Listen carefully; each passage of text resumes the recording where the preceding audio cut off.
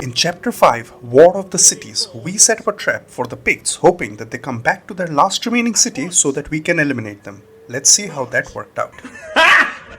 Got him! Got him! Ladies and gentlemen, lovers of war, traders of great renown, I, the Strategic Indian, bid you welcome to my channel, where our motto is think, practice thinking. If you like the content, please do not forget to like and subscribe. Also, leave a comment which greatly helps with the almighty YouTube algorithm. Today, by eliminating the Picts, the Caledonians in Chapter 3, and reducing the Ebdanians into a paltry fleet, destined to sail the high seas till the end of time, we have completely secured our European theatre's northernmost sector. Therefore, in this timeline, Hadrian's wall is never abandoned from consistent Pictish pressure. It only remains to hold Camulodunum against Nordic tribes who will surely reach there in a few turns. The impetuous Iazyges, with their sole stack, enters into the sights of our Balkan region and are swiftly eliminated. The Vandals lay siege to Iuvanum but find their apple cart overturned when we sally out to eliminate one out of their two stacks. The Maurians also follow up this pattern and fall into our carefully laid out trap at Tingis. Seeing our feeble fleet at Tingis, the Maurians sail in for a fight. However, it is a trap. We appear weak where we are strong and appear strong where we are weak. Maurians hope to capitalize on their cavalry-heavy army, which they force march to support their attacking sole admiral. This is ideal. The admiral is too weak to attack our garrison fleet at the start of the battle. Their cavalry will crash and break on our spear line, completely exhausted from force marching. Their troops on transports will also suffer severe penalties from being waterborne. Our garrison, mercenary fleet, and admiral, which are very capable marine units, will make short work of this formidable Bedouin tribe, who are least effective on water. Therefore, although much stronger on paper, each of the Mauryan advantages have been negated by their own doing, which is an opportunity we are going to capitalize upon. Our Limitani border guards are placed orthogonally to one of the entrances of our stronghold. One cohort goes on the ramparts to throw missiles, while the second blocks off the last remaining entrance of our stronghold. Our archers are placed behind the church so that they can fire their arrows at an arc at the incoming cavalry. Meanwhile, our scout equities are cleverly hidden in these bushes. Make sure that the Sagittarii start firing fire arrows to give maximum damage to the incoming cavalry. We notice where the enemy ships are coming in from and we position our naval units accordingly. Enemy reinforcements! The wind's at their back! Not allow! We keep an eye out to see where their cavalry is approaching from. Make ready!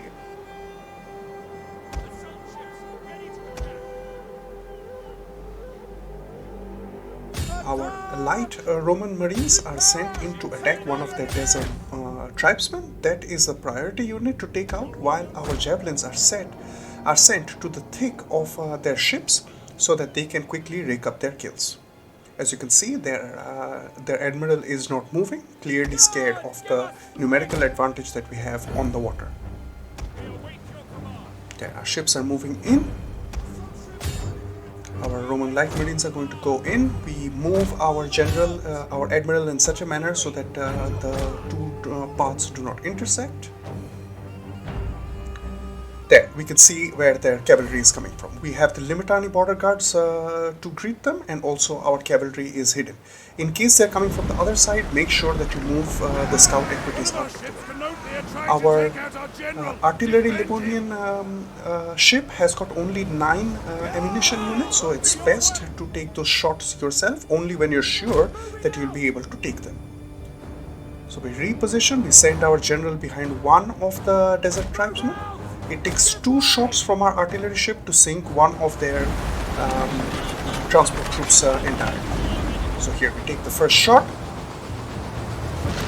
Clear hit.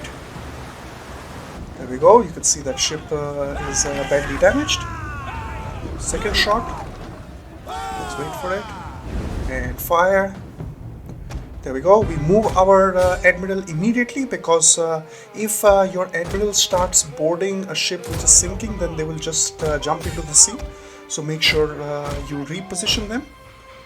We also reposition our artillery ship because the desert bowman is very nearby, and if they fire fire arrows, they can destroy the catapult that we have on board the artillery ship. It's a very finicky instrument, and it breaks down very easily. We are furiously trying to reposition our javelin and our Roman light marines. Our admiral is taking on one of the desert bowmen. We expect them to win because these are trained water units. Meanwhile, these are Bedouin land units. They don't stand a chance. We're being ambushed! The enemy is upon us! They're at the walls! Yeah, we have to remain calm. Their cavalry has arrived, and our combatants' spears are going to be able to take it head on. We set our cohorts to fire. Let's now focus on the ships in the far end. So you can clearly see it's the battlefield jitters. It's that ship is orthogonal to us, so that's the minimum amount of area. So yeah, that's a clear miss. We hit a few people on board. That's never the target. The main target is to land a clear hit on their ship, so that 2 hits, 160 units are completely taken out. So this ship is trying to turn and come towards us. We fire and it goes over. So you have 9 units, so theoretically you should be able to sink 4 boats. We fire again, and this one doesn't register. Somehow the ship does not register the hit. It's very close. We fire immediately without even looking. That's a hit. And we immediately move back. In these kinds of land battles, they do not try to attack the artillery ships and the javelin ships and try to board them, because these units are quite afraid of our very trained marines. So they try to just land as soon as possible. As you can see, they're going out to land. We are not going to let them do that. We're turning our catapult. Clear shot. Here we take it. Bam! We got him. One more shot and this ship is going to sink. Since this ship requires 2 hits, we're going to prioritize this ship. The other ship needs 1 hit to sink. So another one goes in. There we go, we got him. You can hear that they're ringing the bell to swim, but none of these people can swim. And then this ship is trying to land. It's inches away from landing. There goes our final shot. And we sink. Yes. So this unit, even if it's 1 meter away from the ground, away from safe land, it cannot land, and all of these units are going to simply sink. Yeah, who knew? Statistically, the farther your people are away from oceans and from rivers, then you make poor swimmers. So we send in the cohorts to support our Libertani, who are doing a fantastic job. We're trying to look at look for where their general is, so that the Sagittarii can fire at it. So here comes the fire arrows, which will do additional damage to the cavalry. There, that's the general. Kadarat, that's the general. So we just continue to fire and hammer. The men have received more ammo. Right, we're going to move the cavalry closer to support. Our Roman light marines will take on their hurlers. Only 1 unit has so far landed. We'll move our artillery ship farther away so that it doesn't take unnecessary damages. Our general is taking a few shots, but it doesn't matter. We can move him out of range of those bows. That unit of desert spears will get off the battlefield. It's no worries, it's just 23 out of 160 people who escape. So we are holding the city stronghold quite strongly. They are not able to break through. Sagittarii continue to hammer all of these cavalry. We have got we'll have numerical superiority quite soon. They were not able to land anybody. Their admiral is coming in. So now we'll have to move quickly. Our general has to turn around to help because we don't have enough light marine numbers. So we are going to sacrifice the light marines by trying to send him into battle with the enemy admiral. Meanwhile, we send the javelin to the back of the admiral to land pot shots, and we send in our own admiral to support our Roman light marines. Right, you can see that the cavalry is floundering. They're not able to break through over here because yes, they are having all the moral debuffs of being waterborne. Although they come in by land, they still suffer from debuffs. I couldn't see if their general is dead because of zooming in into the artillery ship while firing. Our men have given up and are running for their lives. Roman light marines are breaking, but our admiral is coming in. Meanwhile, our javelins are going to position right behind their admiral and just take pot shots at the back of this unfortunate unit. So this is again a city battle, so that admiral cannot be killed. Even if you sink their ship, kill them to the last man, that admiral is just immortal. That's a bug in the game. Nothing we can do about it. Yeah, so their cavalry is running away after fighting with our cohorts, and but we still keep our cohorts in stationary testudo, because if that cavalry unit reforms and does another charge, our cohorts won't do as well. So think ahead, and that's to protect from taking unnecessary casualties. So our admiral is now engaging their admiral. There you can see their cavalry came back, won't be very effectual. So not only are our Sagittarii doing a lot of fire damage to the cavalry, they are also lowering the morale of all of these units through the fire, -8 morale every time they get hit by a fire arrow. The enemy should know when the odds are hopeless. We have moved our scout equities to the path of retreat of these units, so that as these units run, we are going to capture them and eliminate them from the campaign map. Their admiral has given up.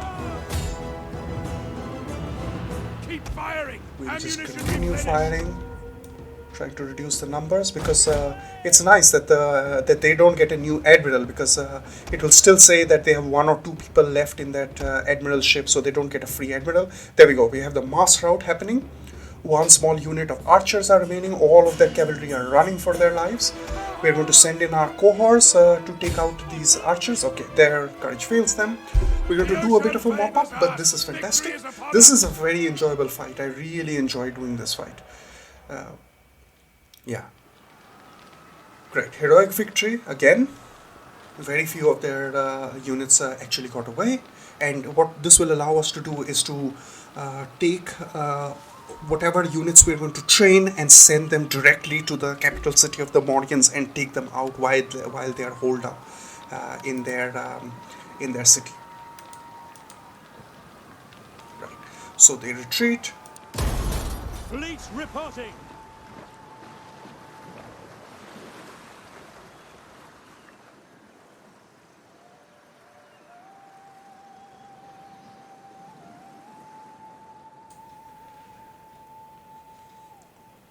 The end turn is continuing. 1 million puppet states of the Sassanids. Sometimes they send an army at us, so yeah. Iazyges. Yeah, so they move into the Balkans. Fantastic, this is where we will crush them. And Dacia has been created by the Visigoths. Great, we got an increased Imperium, so we can now go for 2 extra armies.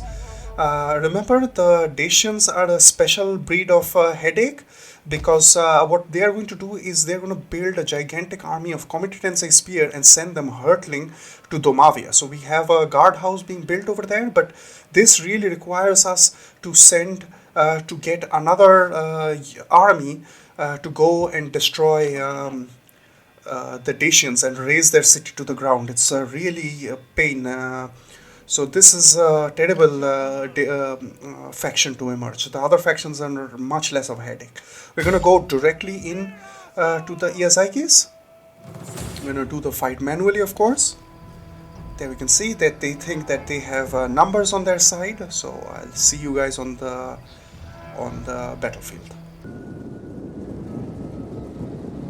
Right.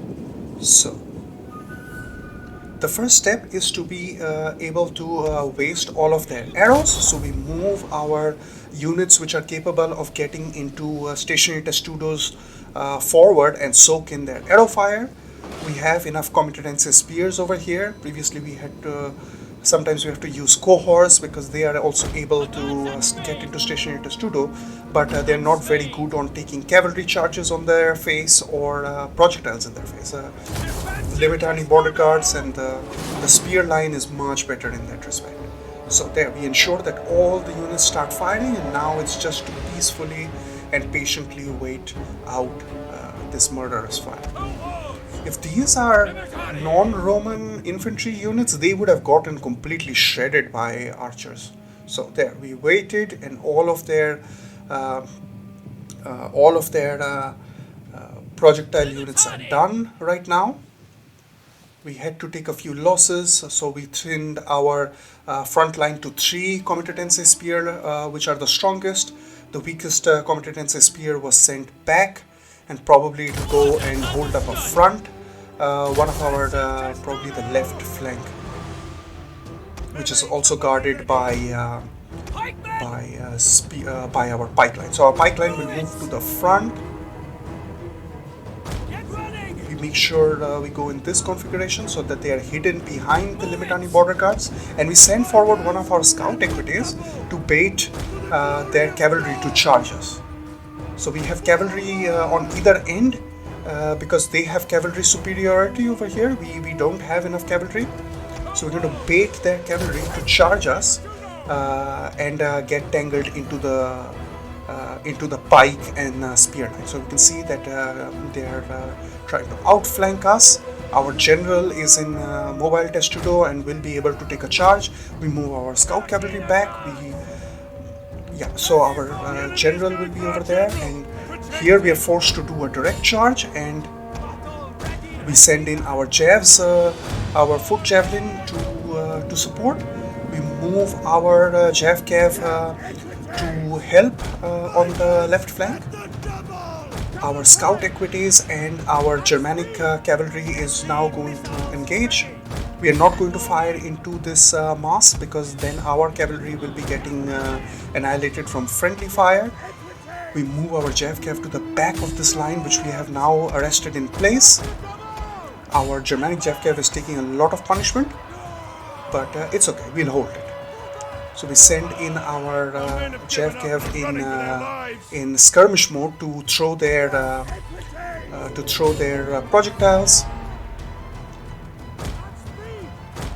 So we are winning on the left flank, as you can see, because our axes went in, and axes are really powerful against infantry. We reposition.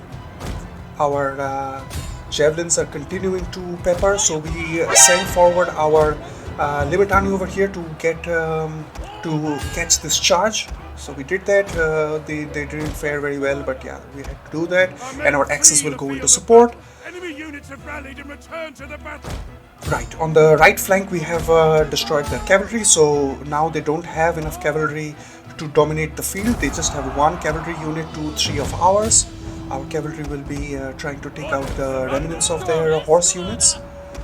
Our axes take a charge to their face. That's not good. So because our Limitani border guards were not able to stay in the fight, so we have to send in our Jav Cavs to help our general was able to arrest the charge from the previous turn, so he did pretty well. So now we are going to use a remnant of our scout equities to catch these Germanic cavalry, so that they can't, so that they don't charge our javelins. Luckily they don't. They could have done a lot of damage over here. So general is always an enticing unit, but he's in a mobile testudo and he'll be able to take this charge. We continue to fire with our projectile units on the left flank. Meanwhile, our axes are still in the fight and doing a fantastic job. Javelins are continuing to get free fire, so we send them to fire on units which are not near blobs of our unit. So their general has also been brought into play. We bring in all the remnants that we have. We reposition our archers on the right flank to fire at units that they can see. Our general is moved back because, yeah, he's taken. There we go. We got the general. Yes. Now everybody will be wavering. It's now just a matter of mop up. Yes, everybody is running now. So we bring forward all of our cavalry, and this is their last unit, which is wavering. It doesn't know what to do. It's going front and back. We move our own infantry back because there's no point getting friendly fire. There we go. Victory. Now we have to ensure that none of these Iazyges stacks are able to run. Yes, only 26 people were able to get off, and we got. Ladies and gentlemen, we got him. Yes. Another faction destroyed. Iazyges are completely out. So there we go. Good afternoon, good evening, and good night.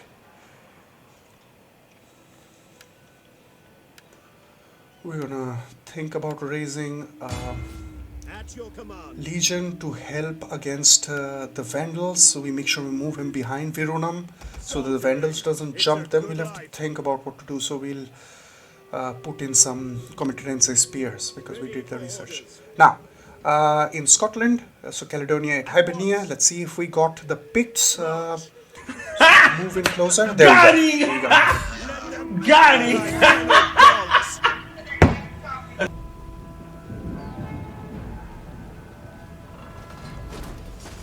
This is their last army, so that's why I don't raise this city, because then they become a horde. Or if you occupy this city, then you have two regions in this province which are continuously going to revolt, no matter how much public order buildings you build, and you really don't have the money. So this is a better strategy of bringing them back, and then as soon as they enter, you catch them and you raise their last city to the ground. Therefore, the Ebdanians are now out. They are not going to be missed. And this legion will shave off all the useless units and go to the minimum number of units to maximize our money by taking out useless units. This admiral, well, the trap didn't work last time. You gain some and you lose some. So, okay, we're gonna fire this entire stack and get back whatever upkeep this is costing us. So yeah, the AI cheated and got just units out of thin air. For death and honor! Right. We're gonna try to go out. We're gonna go out and we're gonna take out the Vandals. Let's go for the Vandals. We'll get support from the garrison itself. Pretty flat ground, nowhere to hide except towards the back. So that's what we're going to do. We're going to take all of our units. So our garrison is going to come from behind us. So everybody is going to be pulled back. Let's do the grouping. Cav first, then the projectiles, then the spears, and then the infantry. Finally the general. This is not back enough because these guys are going to be very cocky. They're going to come at us. They have numbers and they're going to use it. So let's begin the battle. And what we're going to do is we're going to wait for every unit to come in from the garrison. So everybody's come in. So cavalry will go to the left flank.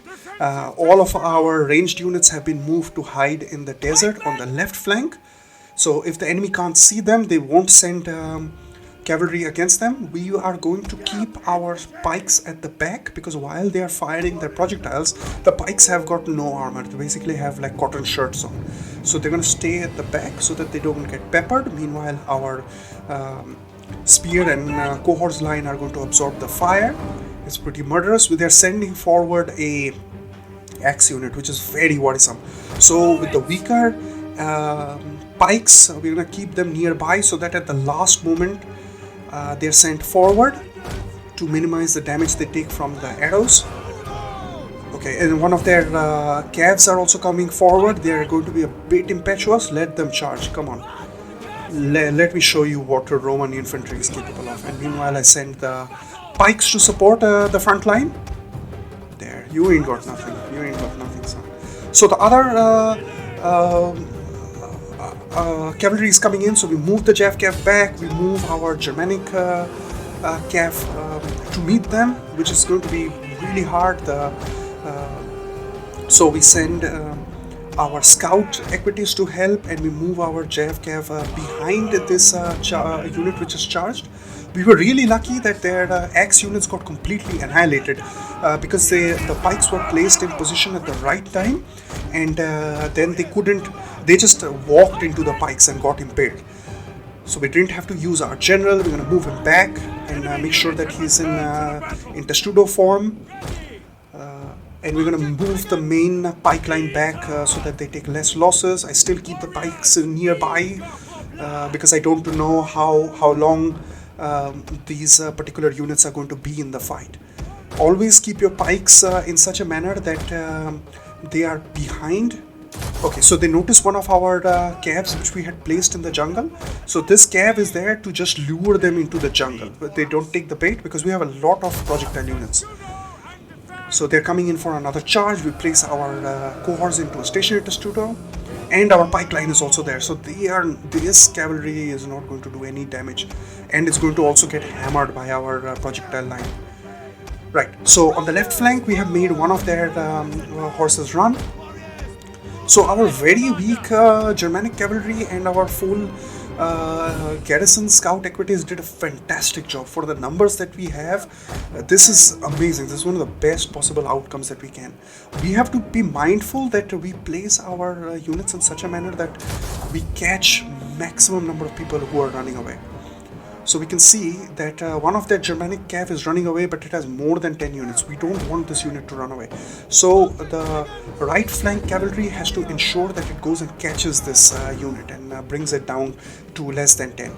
So one of our pikes got unnecessarily hammered. We're going to send it back. We hope it survives. It's got 15 people, so it's got more than 10. So there, one of our scout equities on the right flank is going after this fleeing Germanic cavalry. Right now, they don't have any cavalry left. This is ideal. We have control over the entire battlefield. The most dangerous unit right now is their dog handlers, because they are going to eat our skirmishers alive for breakfast. So this is a very capable unit. So we're going to move our skirmishers a little far forward because the dog handlers are on the other side. We're going to move forward and try to use our superiority in projectiles now because we have more things. So we move our minimum amount of cavalry near the generals. We move the Jav Cav while one of our so Jav Cav is moved forward to start peppering the general. Our scout equities will throw their limited ammunition. Our own projectiles are going to start throwing ammunition, so we're going to move forward to their line. Because right now there is no possibility for us to win. The only possibility that we have is to kill their general. With these early units, if we kill their general, that's a gigantic moral debuff. So our projectile units will start firing at their approaching units. So our Jav Cav is doing fantastic. It got a few kills. We bring back our cavalry because he has done his job of catching the fleeing units. We send our weakest cavalry unit against their archers so that they don't get free shots off. Meanwhile, we put our projectile line back.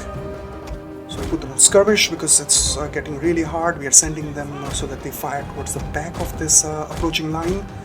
Our pikes are going to be sent in, our spears are going to be sent in on either flank. Our cavalry is making a cocoon against the general.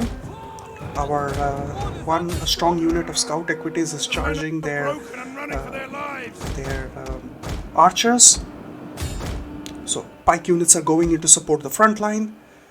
We are now going to send our cavalry in. There is no other way. We have to kill their general. This is mission critical. Our general is now going to be sent in.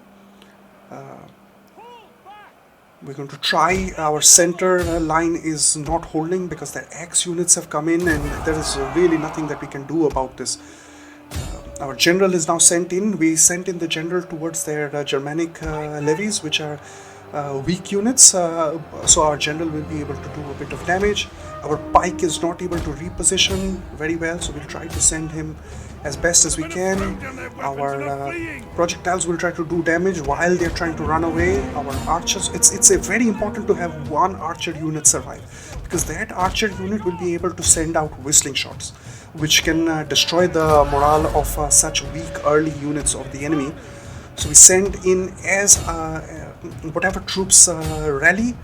Meanwhile, we don't allow their archers to fire. As soon as our cavalry is getting any freedom of movement, they are going to punish the enemy for it. So we move our archers back. So one of our archer units are moved to support the general. Our center line has more or less collapsed. There is the general with one axe units to protect him. All our spears are running for their lives, and our cohorts have already dissolved. Our axes are not able to do much, so we'll send them to frenzy to do bare minimum what we can. So we prioritize whatever unit is near to our cavalry. The general is running, so we leave one weakened cavalry to try to pick out their general. There, we got their general. Their general is down. There we go. This is huge. This is huge. Let's go. We're gonna swing. We're gonna use our archers to get into whistling shot, and we're gonna send in whatever cavalry is there into this mass, because our general is completely alone. It's just a matter of time before our general dies. So we have one charge to pull this off. I can't get into any close-ups because this is mission critical. So there we go. Our archers have fired one volley of whistling shot. Everybody is wavering. This is the chain route. This is the chain route we are looking for. We are sending in whatever cavalry we can. Our hurlers are trying to fire. There we go. We got their main line. We got their main line. This is the break that we were looking for. The general, if he died 20 seconds, we got him. We got him. Now everybody is going to just move in to mob. Our general will chase after units. All our cavalry will go after units. We are going to fire as many projectiles as possible. There, 100 people ran away. 100 is a critical number, because less than 100, then the enemy is dissolved, unless one unit with 100 people runs away. There, we got the unit. This is huge. Ladies and gentlemen, The Vandals actually have two units, two hordes, and we got one of their hordes. Oh, this is huge. This is huge. It's a big victory, but gigantic. So we're going to move this army into the Marcomanni space and hire mercenaries and come back and send him behind the city of Iuvanum to hire 3 units of Limitani border guards. We sent him outside the city of Iuvanum because if the second stack of the we have to declare war on Dacia. This is another headache of ours. So we do the recruitment outside of the city of Iuvanum, so that if we get besieged, we'll still be able to pull off the recruitment. We sent one governor into the most disorderly unit of Hispania, the province of Hispania, because Hispania will be constantly revolting and still being quite a good source of income. So that is the one which we are going to prioritize with our first governor. Our second governor is going to probably go to Pannonia, because that province will have to have the most number of booths that we can. Right, so Baetica is the most disorderly Hispanic province, so that is the one which gets the governor. We'll build the capital after we assign the governor, because the governor can give construction cost bonuses. So Quintus, get in there. Yeah, he's an administrator, and we also get +5 morale from one of his +5 public order from one of his households or whatever. Then we're gonna put in bread and circuses so that this unit, this province can be calmed down. So this will be a province which will be under control. One out of that many. Okay, we did our checks. In turn, there we go. Ebdanians are just going to loaf around in the seas eternally because they don't have much money to get. Let me not overspeak because the AI gets magical money. Ostrogoths move into the Balkans. There we go. The Vandals are close to Iuvanum. This is their second and last tech, so we'll try to eliminate them next turn. Visigoths are going to be causing a lot of trouble in Macedonia. Saxons are probably busy fighting the Franks. Geats and Jutes, yeah, they became friends. Didn't see that coming. Tanuchids, Lakhmids, Sassanids. Yeah, the Sassanids are probably not fighting the Eastern Roman Empire, but they have their hands full with the with the White Huns. The Huns themselves, let's see what they do. White Huns are none of our problem. Eastern Roman Empire. Come on, can you just focus on the Visigoths or Dacia? Can you please do that? Can you just please go after the Dacians and the Visigoths? That would be amazing. But no, they have to go on a cruise on Costa Concordia with Costa Concordia going on cruise on the Mediterranean. That's what they have to do. Alright, another headache. The Gepids are coming into Pannonia. We just needed a few more turns too. If we can stabilize the Balkans with 3 armies, that's all we needed. We needed the Gepids to come after 1 turn. Right? They already moved in, and the Ostrogoths are also there. 1 million puppet states of the Sassanids. Right, Palmyra is then created by the Tanuchids. So the Eastern Roman Empire are getting more and more problems. Right, enemy military investment. That's the Gepids trying to lay a siege in Pannonia. Yeah, diseases will come because we don't have money for sanitation. There we go. All the rebellions are now imminent. All of our empire, there will be revolts everywhere, which we are going to go and fight with the garrison units. I'm going to probably do it off air because that's boring and that's going to happen repeatedly, and the strategies are going to be more or less the same. Bunch of construction got done. That's fantastic. So that's our 100,000 gold invested. We gained a lot of nice households for our generals. Let's move the Scottish unit. These are the number of troops which we are going to keep, the bare minimum for the reducing their upkeep. We got the military standardization research done. Hispania Baetica got the bread and circuses. Disease, food shortages ended. Food shortages in Caledonia at Hibernia, we don't care about that province because that's just going to be protected by a garrison. So Camulodunum, that unit will constantly spew revolts, but we'll just break them with our garrison and 1 army. So 1 army is going to be eternally placed over here. Right, now we'll have to think about what to do. So we move our spy right here to see what's going on. So you can see the Visigoths are attacking Virunium in Eastern Roman Empire, quite close to our borders. This is our unit. This has to fight both the Ostrogoths and the what do you call that? Gepids, which have moved into our territory. This is not good. This is not good. But okay, we'll have to deal with it. We don't have any mercenaries over here, but we have the Vandals to take care of. Vandals will have a similar army composition as they did previous time. Now let's move our spy forward a little bit. So Markomans are coming in with a full stack.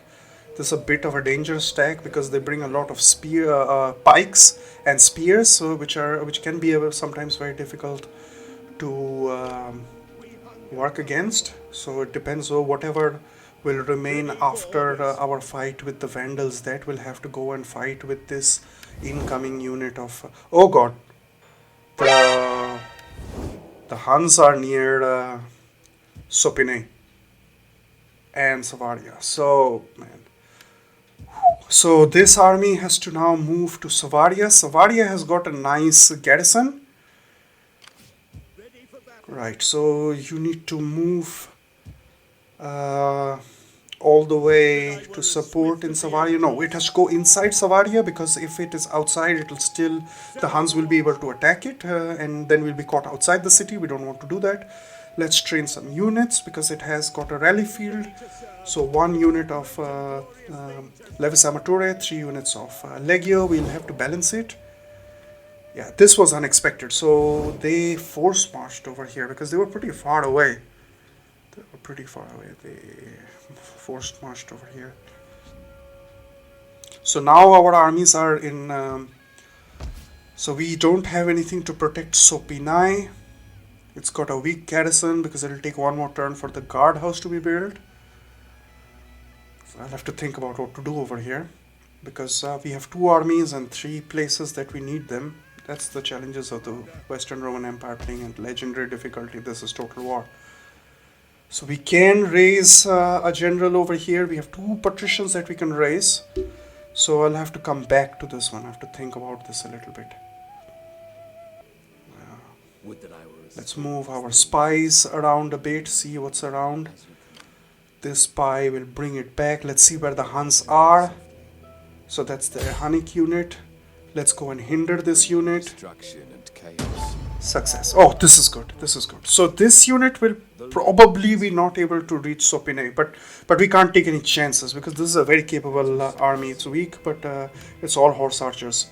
We're gonna distribute points, and we are going to send our Tingis navy into Tamisuga, into the Mauryan capital, so that they can't recruit. But that'll be it for this episode. So we get a little save game over here. This has been the Strategic Indian signing out. Please like and subscribe for more content. Thank you very much.